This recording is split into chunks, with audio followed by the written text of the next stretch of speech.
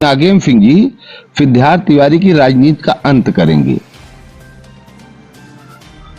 जिसके साथ नागेम सिंह चल देते हैं उसको खत्म कर देते हैं। नागेम सिंह ने हमको भी लाया था, मैं भी उनके ब्लफ में आ गया था।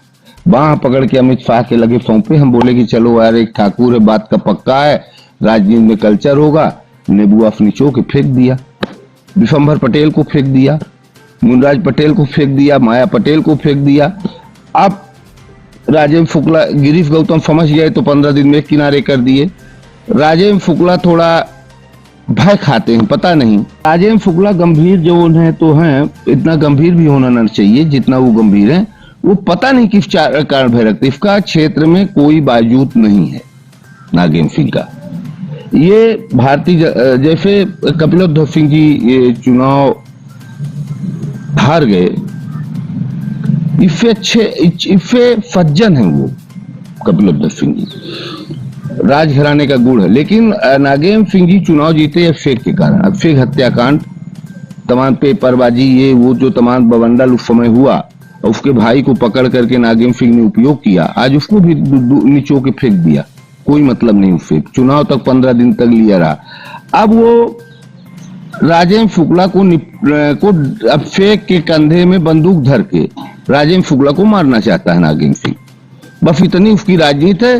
वो ना सिद्धार्थ के दम पे चुनाव जीता, ना किसी के दम पे चुनाव जीता।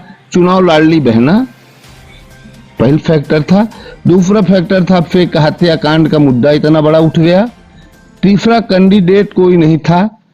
हम लोग जितने भारतीय जनता के पार्टी के लोग थे, कार्यकर्ता थे, कोई गद्दारी नहीं किया, ईमानदारी से लोग लगे थे। चुनाव जीत गया। अब वो सिद्धार्थ तिवारी नया लड़का है।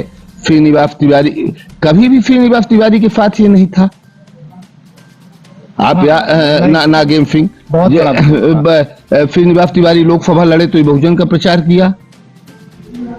जब यहाँ ब्रिजभूषण को टिकट मिला तभी बहुजन का प्रचार किया। जब राजेंद्र मिश्रा को टिकट मिला तब ये 85-90 में पार्टी टिकट वापस करके भाग गया। इतना बड़ा शक्तिशाली था तो 90 में क्यों टिकट छोड़ के भाग गया। और मैं कहना चाहता हूं इसको आपके चैनल के माध्यम से कि नागेम सिंह 28 का चुनाव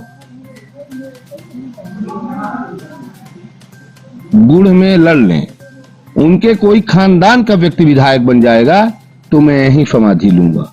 मैं आपसे ही कह रहा हूं चैनल के माध्यम से, उनके खानदान का अगर कोई विधायक बनेगा तो मैं यही पहाड़िया में गड़बा खना करके और नमक डलवा के अपने आप में समाधि ले लूंगा। मैं ये कहना चाहता हूं कि नरेंद्र मोदी, शिवराज सिंह चौहान जैसे राजेंद्र शुक्ला जी ने शिवराज सिंह से टिकट दिलवाया, और मैं राजेंद्र शुक्ला और शिवराज सिंह, नरेंद्र मोदी, अमित शाह से हाथ जोड़ के कहना चाहता हूं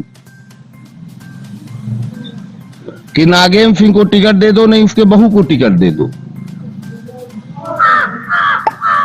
हमको सुंदरलाल तिवारी ने स्वर्गीय सुंदरलाल तिवारी जी ने एक बार चैलेंज दे दिया, और चैलेंज में बहुत स्वीकार करता हूं। मैं उनके घर में बैठा था। उन्होंने कहा कि रायपुर में किसी ब्राह्मण की औकात नहीं है कि जनपद वो जा करके खड़ा हो जाएगा। अरुण तिवारी की गाड़ी फोड़ डाले, भाई संजीव मोहन को रगड़ दिए, ये किए। मुन्ना के अलावा, स्वर्गीय मुन्ना अच्छा व्यक्ति थे, हमारे अच्छे संबंधित थे। हमने कहा विधायक जी मैं चुनाव लड़ूंगा, आपने कहा है मैं स्वीकार करूंगा।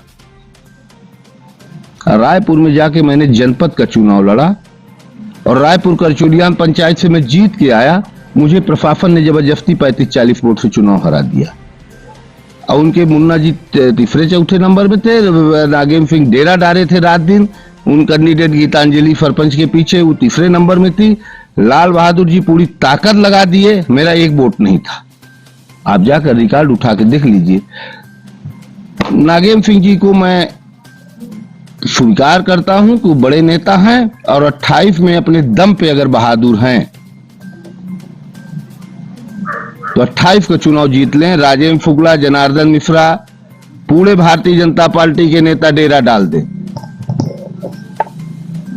इतना तक कि सिद्धार्थ तिवारी भी डेरा डाल दें और नागेम सिंह को विधायक बना लेंगे तो मैं यही समाधि ले लूंगा पहाड़िया में। मैं आपके सामने चैलेंज देता हूं।